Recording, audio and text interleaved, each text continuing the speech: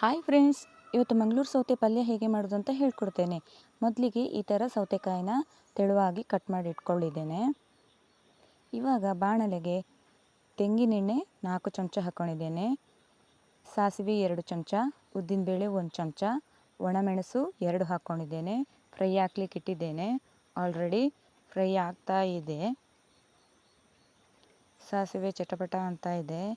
ಇವಾಗ ಉದ್ದಿನಬೇಳೆ ಹೊಂಬಣ್ಣ ಬರಲಿಕ್ಕೆ ಶುರುವಾಯಿತು. ಹೊಂಬಣ್ಣ ಬಂದಿದೆ.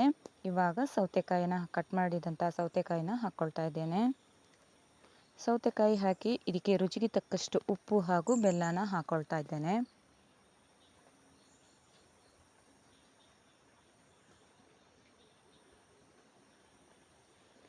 ಖಾರಕ್ಕೆ ಅಚ್ಕಾರದ ಪುಡಿ ಹಾಕ್ಕೊಳ್ತಾ ಇದ್ದೇನೆ. 1 ಚಮಚ ಸಾಕು, ನನಗೆ ಖಾರ ಜಾಸ್ತಿ ಬೇಡ. ಖಾರ ಇಷ್ಟಪಡುವವರು ಇನ್ನೊಂದು ಚಮಚ ಹಾಕ್ಕೊಳ್ಬೋದು.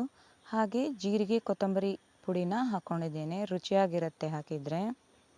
ಅರ್ಧ ಲೋಟದಷ್ಟು ನೀರನ್ನು ಹಾಕ್ಕೊಂಡಿದ್ದೇನೆ.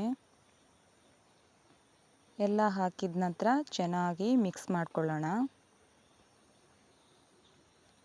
ಎಲ್ಲ ಹೋಳುಗಳು ಚೆನ್ನಾಗಿ ಖಾರ, ಬೆಲ್ಲ ಹಾಗೆ ಉಪ್ಪು ಎಲ್ಲನೂ ಒಗ್ಗರಣೆ ಎಲ್ಲನೂ ಮಿಕ್ಸ್ ಆಗಬೇಕು. ಅದಕ್ಕೆ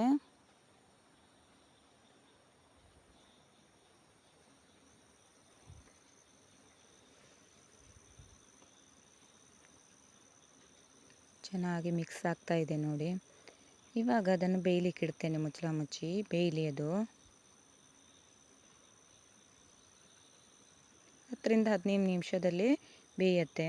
ಇವಾಗ ಬೆಂತು ನೋಡಿ, ಹೋಳುಗಳೆಲ್ಲ ಚೆನ್ನಾಗಿ ಬೆಂದಿದೆ.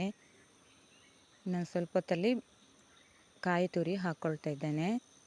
ಕಾಯಿ ತುರಿನ ನಾನು 1-2 ಸುತ್ತು ಮಿಕ್ಸಿ ಜಾರಲ್ಲಿ ರುಬ್ಕೊಂಡು ತಂದಿದ್ದೇನೆ.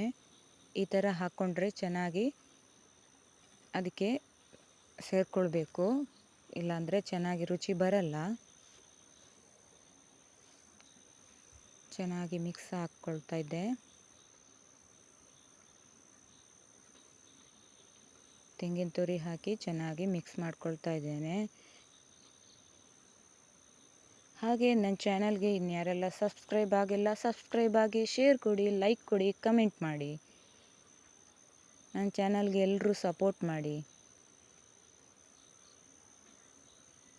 ಚೆನ್ನಾಗಿ ಕಾಯಿ ತುರಿ ಹಾಕಿ ಚೆನ್ನಾಗಿ ಮಿಕ್ಸ್ ಮಾಡ್ಕೊಳ್ತಾ ಇದ್ದೇನೆ ನೋಡಿ. ಚೆನ್ನಾಗಿ ಪ್ರತಿಯೊಂದು ಕಡೆನೂ ತೆಂಗಿನ ತುರಿ ಸೇರಿಕೊಂಡಿದೆ. ಇವಾಗ ನೀರೆಲ್ಲ ಬಿಟ್ಟಿದೆ. 1-2 ನಿಮಿಷ ಹಾಗೆ ಬಿಡಬೇಕು ತೆಂಗಿನ ತುರಿ ಹಾಕಿ.